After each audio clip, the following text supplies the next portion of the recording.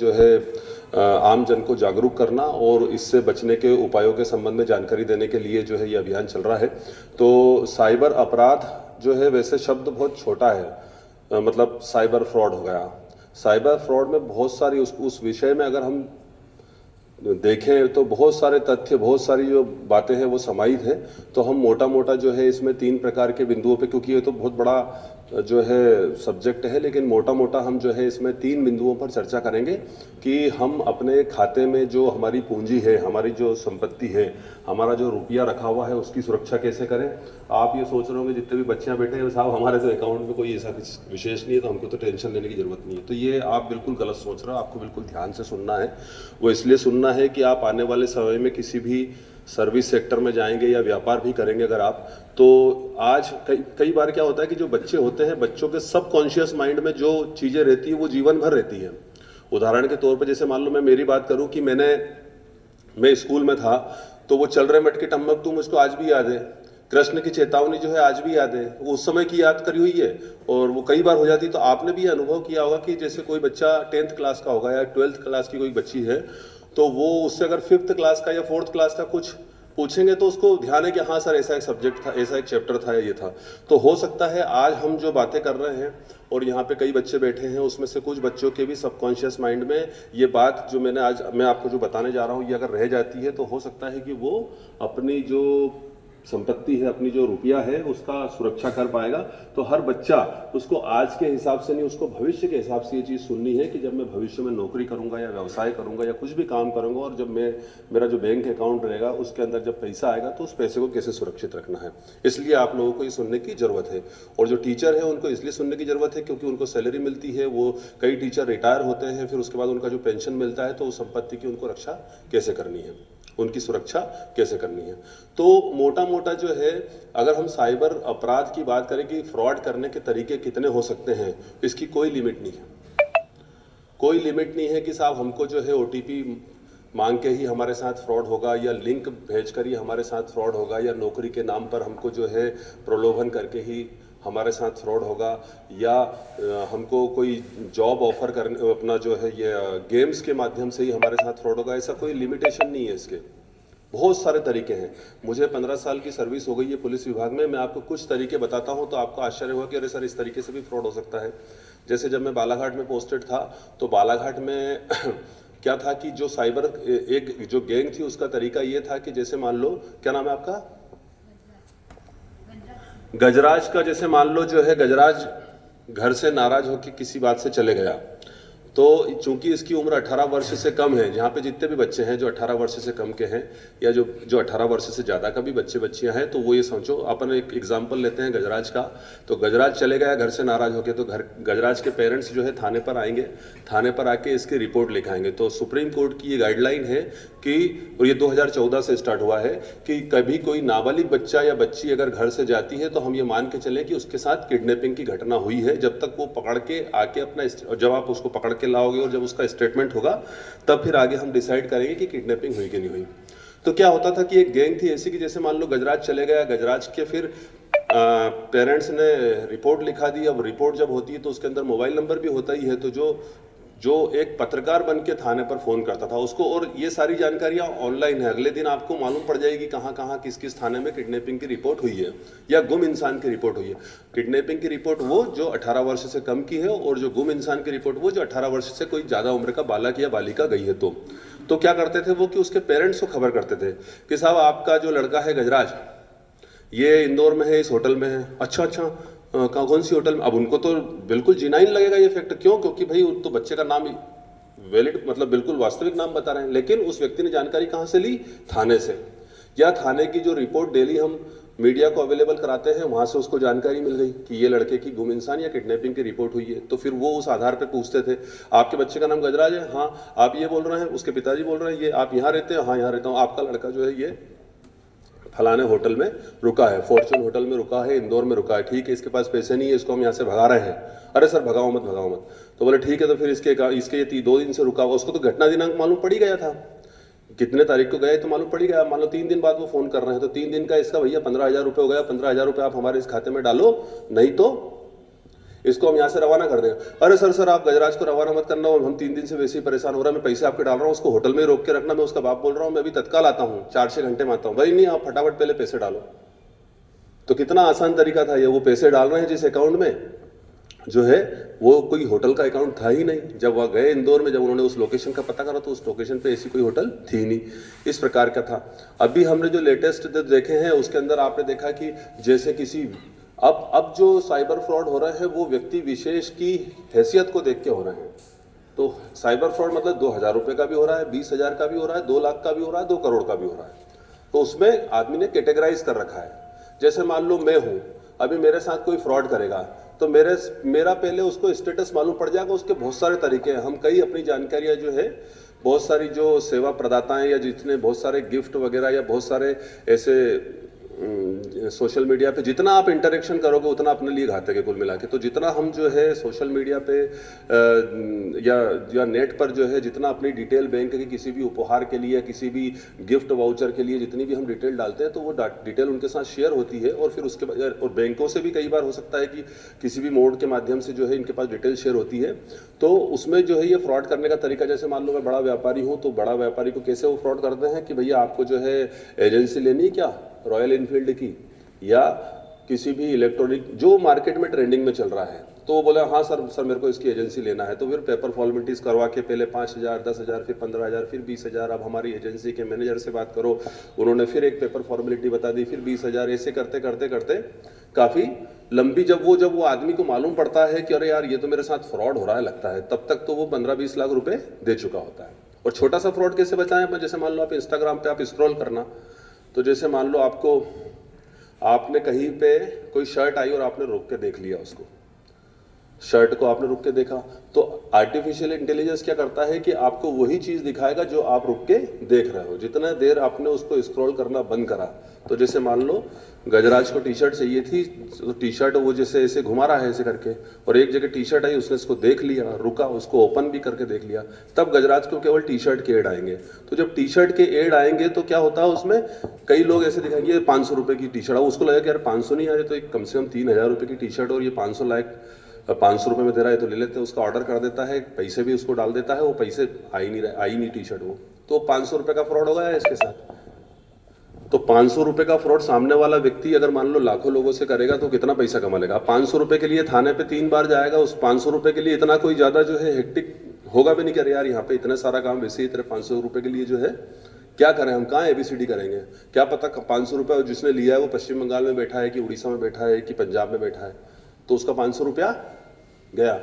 तो इस प्रकार से अगर एक एक आदमी भी सोच ले कि यार फिर 500 रुपये तो गए, अब अगली बार मैं सावधान रहूंगा, तो ऐसे लाखों करोड़ों रुपए के जो 500-500 रुपये अगर चले जाएंगे, 1,000 रुपये का लहंगा किसी लड़की को लेना है, 2,000 रुपये का जो है सूट किसी लड़की को लेना है और उसने दे दिए 2,000 रुपये और वो नहीं आया, तो उसके बाद वो कुछ समय तो इधर उधर परेशान होगी और उसके बाद फिर वो भूल जाएगी उसको। तो ऐसे सारी लड़कियां अगर भूलती रही तो कितना रुपया कमा रहा है वो। तो उसका फ्रॉड करने का तरीका क्या है, बहुत मिनिमल, बहुत कम चार्ज कर रहा हो, बहुत कम पैसों से फ्रॉड कर सामने वाले को ठग रहा है। क्यों? ताकि कोई व्यक्ति हम तक पहुंचे नहीं। 2,000 रुपए के लिए कोई आदमी, कोई पुलिस वाला 50,000 रुपए खर्च करके जाएगा क्या? अगर मान लो हमने साइबर सेल से उस 2,000 रुपए का जिसके साथ फ्रॉड हुआ है और उसकी डिटेल भी निकाली और फिर वो जो अकाउंट है वो अकाउंट निकला पता पड़ा हरियाणा का, तो हरियाणा जाएगा क्या कोई? बताओ, जाएगा क्या 2,000 रुपए के लिए? नहीं जाएगा। तो ये जो है ये भी एक तरीका है। तो आप तो अपने दिमाग में बेसिक प्रिंसिपल जो है इसका बना के चलिए, जितने भी यहाँ पे टीचर भी हैं और जो भी है, कि हम 2 तरीके की दुनिया में अभी वर्तमान समय में रह रहे हैं। एक तो रियल वर्ल्ड जो जिसमें अपन है, गजराज है, मुझे दिख रहा है कि हाँ यही गजराज है, और एक होता है वर्चुअल वर्ल्ड मतलब कि जिससे हम इसके माध्यम से कनेक्टेड हैं। तो इसके माध्यम से आप जिससे भी कनेक्ट हुए, आप ये मान के चलिए कि सामने वाला व्यक्ति वो हो भी सकता है और नहीं भी हो सकता है, इसकी 50-50% चांस है। तो जैसे मान लो कि मेरे पापा से, अब चूंकि मैं मेरे पापा से रियल वर्ल्ड से कैसे कनेक्टेड हूं, हम मिलते हैं, बातचीत करते हैं, तो वो रियली कनेक्टेड है। अब मान लो मेरे पिताजी का मेरे पास फोन आता है, तो मेरे पापा का जब मेरे पास फोन आएगा, आप ये दिमाग में बिठा लीजिए, क्योंकि आने वाले समय में जब आर्टिफिशियल इंटेलिजेंस और ज्यादा काम करेगा तब ये चीज होगा। एक स्पूफ कॉलिंग होती है, स्पूफ कॉलिंग का मतलब ये होता है कि जैसे मेरी स्क्रीन पे मुझे वही नंबर दिखाई देगा जो मेरे किसी व्यक्ति विशेष का हो। कैसे व्यक्ति विशेष का? उदाहरण के तौर पे अगर मेरे मोबाइल नंबर में, जैसे मैं आपको उदाहरण के लिए बताता हूं, मेरे पिताजी का नंबर पापा नाम से और ये उनका नंबर है। अब मान लो मेरे पिताजी मुझे फोन करेंगे तो उसमें पापा लिखा हुआ भी आएगा और वो नंबर भी दिखा होगा। स्पूफ कॉलिंग ये होती है कि मुझे किसी दूसरे नंबर से फोन, एक्चुअली फोन जो है वो इंटरनेट के थ्रू दूसरे नंबर से किया जाएगा, लेकिन उसके अंदर पापा लिखा हुआ भी आएगा और वो मोबाइल नंबर भी लिखा हुआ आएगा। तो मुझे तो पहली बार में देखने में तो मुझे ही लगा कि यार पापा का फोन आया, हाँ हेलो। अब वहां पे मान लो मुझसे ये मेरे जो सब्जेक्ट है जिसपे हमारी बातचीत होती है रूटीन में, जैसे मान लो हमारी 15 दिन में 10 दिन में बात होती है, तो क्या बातचीत होती होगी एक बेटे और एक बाप में? उसमें यही बातचीत होगी, हाँ क्या चल रहा है, कहाँ पर है, घर पे है कि थाने पर है, क्या चल रहा है, उज्जैन कब आएगा, मतलब वो उज्जैन में रहते हैं तो उज्जैन कब आना होगा, दिवाली पे मान लो अभी फोन आ जाता है तो क्या होगा, दिवाली पे उज्जैन आना है कि नहीं आना है, आज करवा चौथ है आज आना है कि नहीं आना है। फिर दूसरा जो है वो ये मेरे जैसे बेटा का नाम आयुष्मान है तो उसको बोले आइए आयु जो है स्कूल में इसका उस दिन पेरेंट्स टीचर मीटिंग है। ये हमारे सब्जेक्ट हो गए जिस पे हम बातचीत कर रहे हैं। लेकिन मान लो मेरे पापा सीधा फोन जैसे मैं लगाओ, अरे यार फटाफट एक काम कर, मेरे को 1 लाख रुपए की जरूरत है, मैं तेरे को एक अकाउंट नंबर भेज रहा हूँ उस पर डाल दे, तो मुझे शंका करने की जरूरत है। भले ही वो मुझे पापा लिखा हुआ भी दिख रहा है और मोबाइल नंबर भी लिखा हुआ दिख रहा है। क्यों? क्योंकि वो व्यक्ति हो सकता है कि मेरे साथ मैं स्पूफ कॉलिंग का हो सकता है शिकार हो रहा हूं। तो फिर मुझे क्या करना पड़ेगा? मुझे ये विचार करना पड़ेगा कि यार मेरे पिताजी ने आज तक इस टाइप से कभी बात ही नहीं करी मेरे साथ, तो आज ऐसे कैसे? तो हमको ये नहीं होना है कि अरे मेरे पिताजी ने बोला है मतलब वो संकट में होंगे और मैं ही तारणहार हूं अकेला और मैं फट से जो है पैसे डाल दूं, बिल्कुल नहीं। तो वो जो है जब आपके साथ इस प्रकार की फोन आती है, आने वाले समय में जब आप फील्ड में आएंगे तब आपको ये चीज एहसास होगा कि हाँ यार ऐसी घटनाएं हमको देखने सुनने को मिल रही है। तब हमारी ये ड्यूटी बनती है कि हम उस फोन को काटें और वापस से अपने पिताजी को फोन लगाए तो वो एक्चुअल कॉलिंग में जाएगा। तब अपन बोलेंगे कि आपने मेरे को फोन लगाया था क्या अभी? बोले नहीं फोन तो नहीं लगाया था। अरे यार मेरे पास एक फोन आया था जिसमें आपका नाम भी दिख रहा था, नंबर भी दिख रहा था, तो वो तो 50,000 मांग रहा था, 1 लाख रखा। बोले नहीं फोन नहीं लगाया था। तो इसको बोलते हैं स्पूफ कॉलिंग। ये आने वाले समय में और बढ़ेगी। अब अभी कुछ लोग शिकार हो रहे हैं, आने वाले समय में बढ़ेंगे। तो वर्चुअल वर्ल्ड का मतलब ये है, ये मैंने आपको सबसे गहरे रिश्ते वाली बात बताई है। अब उसके अलावा बहुत सारी चीज हो सकती है। कोई हमारा दोस्त हो सकता है, कोई हमारा जो है टीचर हो सकता है, कोई भी हो सकता है जो हमसे डायरेक्ट पैसा मांग रहा है, या हमारे मान लो सीनियर ऑफिसर कोई मांग ले मान लो पैसा हमसे, तो वो हमें सोचना पड़ेगा कि नहीं यार ये कभी आज तक इन्होंने इस प्रकार से बात नहीं करी, तो आज अचानक इन्होंने कैसे बोल दिया कि यार पुष्पेंद्र मेरे को पैसे की जरूरत है, तुम फटाफट एक काम करो, मैं तुम्हें एक अकाउंट नंबर भेज रहा हूँ उसमें 50,000 डालो।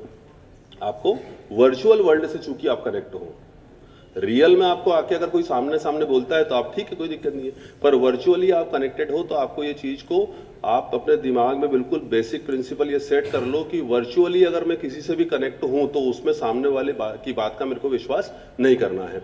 अब वो आने वाले समय में कितनी ही टेक्निक आ सकती है। अभी गेम्स के नाम पे चल रहा है, एक टास्क के नाम पे चल रहा है फ्रॉड। तो ये जितनी भी चीजें, जितना आप इसके अंदर आपके बेसिक नीड के काम को छोड़कर अगर इन्वॉल्व हो गए, उतना ही ये आपके लिए घातक है।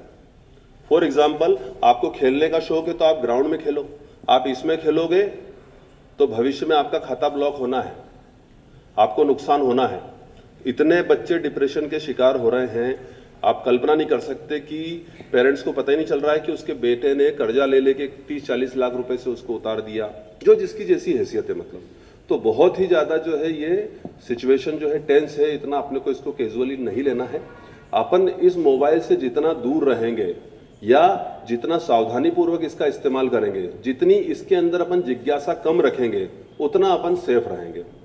सेफ रहने का एक और तरीका है, खासतौर से जो टीचर है उनको मैं बता देता हूं कि जैसे जो मैंने अपना रखा है, अभी अगर जितने भी टीचर हैं, हम अगर मोबाइल का रिचार्ज करते हैं तो हम अमूमन इसी से करते होंगे, या तो फोन पे या जो भी अपन यूपीआई का मोड इस्तेमाल करते हैं, फोन पे, भारत पे, भीम एप्लीकेशन या पेटीएम, जो भी आप यूज कर रहे हैं, तो अमूमन हम क्या करते हैं, जैसे मेरा जो बिजली का बिल है, मेरे जो रिचार्ज है, घर वालों के रिचार्ज है, घर का बिजली का बिल है, गैस का जो बिल है, वो टोटल बिल अपन इसी से चुका रहे हैं। इसका मतलब ये है कि ये मोबाइल अपना पब्लिक है, मोबाइल नंबर जो है ये अपना पब्लिक है। हमारे जितने भी गवर्नमेंट अकाउंट है, जितनी भी गवर्नमेंट डिटेल हमसे मांगी जाती है, सब में हम इसी नंबर को दे रहे हैं। अभी आपको अगर गवर्नमेंट शिक्षा विभाग कोई भी अगर एक आपसे कोई फॉर्म आ जाएगा, पूछ लेगा कि भैया आप जो है आने वाले 4 साल में रिटायर होने वाले टीचर की जानकारी भेजिए, तो आप उसमें सब ईमेल आईडी और वही वाला मोबाइल नंबर लिखोगे जो आपके एम्प्लॉय डिटेल्स में है। तो वो जो नंबर है वही आप हम एक दूसरे को अमूमन बातचीत में भी दे देते हैं कि सर आपका मोबाइल नंबर बताइए, ये दे दिया नंबर अपने। तो एक्चुअल में वो नंबर अपना पब्लिक हो चुका है। काफ़ी लोगों को पता है कि यार ये नंबर जो है ये यूज़ करते हैं, और वही नंबर चूंकि अपना अकाउंट से रिलेटेड है, क्यों? क्योंकि हम उसको 10 साल 15 साल से यूज़ कर रहे थे। आज हमको थोड़ी पता था कि 15 साल बाद जो है ऐसी सिचुएशन बनेगी। तो अब हमको ये करना चाहिए, जितने भी एम्प्लॉई हैं, जितने भी रोजगार वाले जो व्यक्ति हैं, जैसे मैंने जो कर रखा है कि आपका जो सैलराइज्ड अकाउंट है, सैलरी वाले अकाउंट में आप मुश्किल से 10,000 रुपये रखें, 15,000 रुपये रखें, जो आपके खर्चे के लिए जो आप यूज करते हैं। मान लो जैसे मेरे परिवार में मेरा खर्चा 30,000 रुपये का है, तो 30,000 रुपये जो है आप उसके अंदर रखो, जिसका यूज आप अपने खर्चे में करेंगे। अब उसको आप चाहे कहीं पे भी यूज करो, जितनी भी आपको बिल चुकाने हैं, जितना भी आपको जो भी यूज करना है, जितनी भी आपको शॉपिंग करना है, उसमें यूज करो। और मान लो आपकी सैलरी 1 लाख रुपए है, तो जो बचा हुआ 70,000 रुपये है, वो 70,000 रुपये आप एक दूसरा अकाउंट खुलवाइए और उस अकाउंट में ट्रांसफर कर दीजिए। तो वो जो अकाउंट है उसका मोबाइल नंबर भी आपका नया रहना चाहिए, आप अलग मोबाइल नंबर यूज करो उसके लिए, और वो नंबर आपका पब्लिक नहीं होना चाहिए, वो नंबर केवल उसी अकाउंट के लिए है। और उसका जो है ईमेल आईडी, चूंकि हर कोई भी अकाउंट बिना ईमेल आईडी के खुलता नहीं है, उसका ईमेल आईडी भी आप नया यूज करो।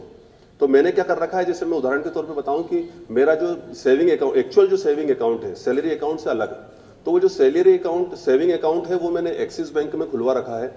उसका जो ईमेल आईडी है वो मेरा रेडिफ मेल पे बना रखा है, मैंने जीमेल को यूज भी नहीं करा।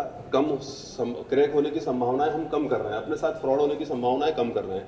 तीसरा, वो मोबाइल नंबर भी जो है मैंने कहीं कोई मतलब किसी को भी नहीं पता है, मेरी वाइफ को पता है बस वो मोबाइल नंबर, और किसी को नहीं पता है। जबकि मैं 3-3 मोबाइल नंबर यूज कर रहा हूं, फिर भी वो वाला मोबाइल नंबर किसी को नहीं पता है।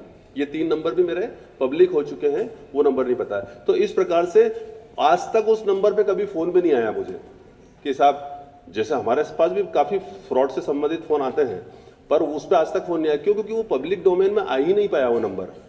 तो इस प्रकार से हमको जो है छोटी छोटी टेक्टिक्स अपनानी पड़ेगी कि हम अपनी संपत्ति की सुरक्षा कर सकें। आपके साथ भविष्य में मान लो फ्रॉड होने की संभावना होगी भी सही, तो वो 30,000 रुपये जो आपने सैलरी अकाउंट में रख रखे हैं, उनके साथ ही जो भी घटना होगी वो होगी। क्योंकि आपका जैसे मान लो आपने कोई रिटायर हुआ, पेंशन अधिकतर रिटायर जो हो रहे हैं वो भी इसके शिकार हो रहे हैं। कई तरीके की टेक्निक हो सकती है। तो वो जो रिटायर हुए वो पैसा आपने उधर से लिया, इधर आपने ट्रांसफर कर दिया, बिल्कुल संभावना आपने बिल्कुल जीरो कर दी आपके साथ फ्रॉड होने की। अगर आपने नहीं करा है तो ये मान के चलिए कि आपके उस अकाउंट को मॉनिटर किया जा रहा है, और आपको किसी न किसी तरीके से, और आप वाकई में बोलोगे भी सही, हाँ सर वो मेरे को सब ध्यान था सर कि हाँ ऐसे ऐसे फ्रॉड चल रहे हैं आजकल, मैंने पेपर में भी पढ़ा था, मैंने मोबाइल में भी देखा था कभी, लेकिन मेरे साथ भी हो गया सर। अरे हो गया तो अब हो गया, वो तो कैसे सावधानी अपन नहीं रख रहे हैं। तो पॉइंट ये है कि हमको बड़ा सावधान होने की जरूरत है। ये कैजुअल नहीं है, ये मोबाइल आपने अगर इसको अकाउंट से कनेक्ट कर दिया है तो ये अपना मोबाइल जो है वो कैजुअल नहीं है। तो इस चीज़ का हमको ध्यान रखना है कि जो वर्चुअल वर्ल्ड है, वर्चुअल वर्ल्ड से आप किसी भी तरीके से कनेक्ट होने के पहले अतिरिक्त सावधानी रखें। ये बेसिक प्रिंसिपल अगर आपने बना लिया तो चाहे भविष्य में आने वाले फ्रॉड के तरीके कितने ही क्यों ना हो, आप उससे बच पाएंगे। दूसरा, अब ये तो हो गया अपना प्रॉपर्टी से रिलेटेड। दूसरा जो साइबर फ्रॉड है वो है बच्चे जानबूझकर करते हैं, बच्चे या बड़े लोग जानबूझकर करते हैं।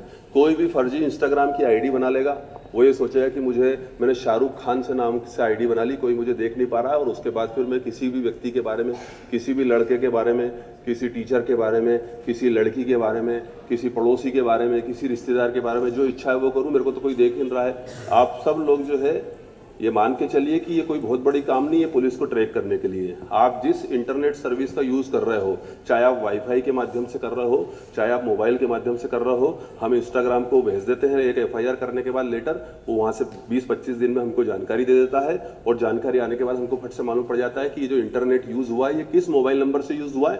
तो फटाफड़ा कि इस मोबाइल नंबर से यूज़ हुआ, और उस मोबाइल नंबर वाले का केफ निकाल लेते हैं। कस्टमर एप्लीकेशन फॉर्म होता है, जब आप जो सिम लेते हैं उस समय जो आप फॉर्म भरते हैं वो वाला, वो उससे उसका जो है फोटो भी आ जाता है और वो जो सिम उसको किस दुकानदार ने दी थी उसका भी फोटो आ जाता है। हम उस दुकानदार के पास जाते हैं, या तो उसके पास डिटेल मिल जाती है, नहीं तो उसका जो एड्रेस है, जो सिम वाला जो है उसके पास चले जाते हैं। वो उसको 2 लप्पड़ मारते हैं पुलिस, और वो बोल देता है कि साहब वो तो सुरेश के पास दे रखी थी मैंने सिम, और सुरेश के पास जाते हैं और उसको पकड़ लेते हैं और उसके ऊपर FIR हो जाती है। ये जानबूझकर किया गया आपके पास अपराध है। जिस भी बच्चे ने ये अपराध किया है या जिस भी बड़े व्यक्ति ने ये अपराध किया है, वो जानबूझकर किया गया अपराध है, और इसमें डिजिटल एविडेंस है। तो डिजिटल एविडेंस का है, इसका मतलब ये है कि आपके बचने की कोई संभावना ही नहीं है। इसमें मैक्सिमम 3 इयर्स है ना। तो आप ये देखिए कि इसमें अगर मान लो किसी भी बच्ची के साथ अगर अपन ने कुछ ऐसी घटना करी और उसने कॉम्प्रोमाइज नहीं किया कोर्ट में, तो जितना भी अपन ने पढ़ा लिखा है वो अपने कोई काम का नहीं है। क्यों? क्योंकि अगर किसी भी बच्चे के ऊपर एक भी अपराध पंजीबद्ध होता है तो उसको गवर्नमेंट सर्विस में जॉब नहीं मिलता है। आजकल आप ये देखिए कि जितने भी प्राइवेट सेक्टर भी हमारे थाने पर आप आओगे, डेली कम से कम 150 जो है कैरेक्टर सर्टिफिकेट बनते हैं। आजकल प्राइवेट कंपनियों के लिए भी, इवन मजदूर भी कोई अगर है, मान लो मध्य प्रदेश का मजदूर गुजरात में जाके जो है गन्ना काटने जा रहा है, तो भी कैरेक्टर सर्टिफिकेट उसको लाना अनिवार्य है। तो आप सोच लो कि आप मजदूरी भी नहीं कर पाओगे भविष्य में, क्योंकि लाइबिलिटी किस पे फिक्स हो रही है? उस व्यक्ति पे जो आपको लेके जा रहा है। तो बिना आपके कैरेक्टर वेरिफिकेशन के वो अगर रखेगा तो उसको जो है परेशानियों का सामना करना पड़ेगा। तो ये जो है, जो हम उत्सुकता में या बदमाशी मानते हुए ये जो अपन हरकतें करते हैं, ये हरकतें के बड़े दूरगामी परिणाम बड़े घातक होते हैं। एक उदाहरण बताता हूं मैं आपको। जब मैं आष्टा में पोस्टेड था, मैं आष्टा में 2021 में पोस्टेड था, तो 2018 में पुलिस की आखिरी भर्ती 2018 में पुलिस कांस्टेबल की आखिरी भर्ती निकली थी। तो वहां पे एक भौरा गांव है आष्टा में, तो परमार समाज के लोग रहते हैं वहां पे। तो एक परमार लड़का जो है उसका सिलेक्शन उसमें भर्ती में हो गया, पुलिस के आरक्षक की भर्ती में उसका सिलेक्शन हो गया 2018 में, और मेरी पोस्टिंग कब हुई? 2021 में हुई थी। तो 18, 19, 20, 21 4 साल तक उसको नौकरी नहीं मिली। क्यों नहीं मिली? जब मैं आया तो मैं बताता हूं आपको क्यों नहीं मिली। कि उसके अंदर उसे 2014 में एक झगड़ा करा था गांव में। झगड़ा वैसे जो साधारण अपन करते हैं ना, कि भाई परिवार में आपस में झगड़ा हो गया, किसी को थोड़ा बहुत मार पीट दिया, थाने पे आ गए, दोनों पार्टी थाने पे आ गई, पुलिस ने FIR लिख ली है, जो भी है। फिर चूंकि वो 2018 में भर्ती हो गया, तो इसलिए उस झगड़े में उसने क्या करा? राजीनामा करा। भाई हाथ पे वो तो नाक रगड़नी पड़ती है, नहीं तो अगर राजीनामा नहीं करोगे आप तो फिर आप सिलेक्शन कैसे होगा? तो उसने सोचा कि मेरा केस तो खत्म हो गया। लेकिन पुलिस विभाग ये मानता है कि राजीनामा का मतलब ये होता है कि तुमने अपराध तो किया है, सामने वाला कोई कार्रवाई नहीं चाहता है, इसलिए आपको सजा कोर्ट ने नहीं दी, लेकिन आपके द्वारा वो अपराध तो किया गया, तो उसका सिलेक्शन नहीं हुआ। तो उसको पोस्टिंग हुई थी देवास जिले में। देवास जिला उसको आवंटित हुआ। तो देवास में उसने खूब जितने भी SP ऑफिस के पुलिस के अधिकारी कर्मचारी होंगे सब जगह नाक रगड़ी, सीहोर में सब जगह नाक रगड़ी, आष्टा थाने में आके सब जगह नाक रगड़ी। ये 4 साल तक उसकी ABCD चलती रही। फिर उसने हाईकोर्ट में केस लगाया। हाईकोर्ट में भी जब केस लगा तो हाईकोर्ट ने ये बोला कि भाई ये बताइए कि इसका जो मेडिकल हुआ था, जिसको इसने मारा था, उसकी मेडिकल MLC बोलते हैं जिसको, मेडिकल लीगल सर्टिफिकेट बोले, वो मंगवाइए। उसमें ये देखना चाहते हैं हम कि इसको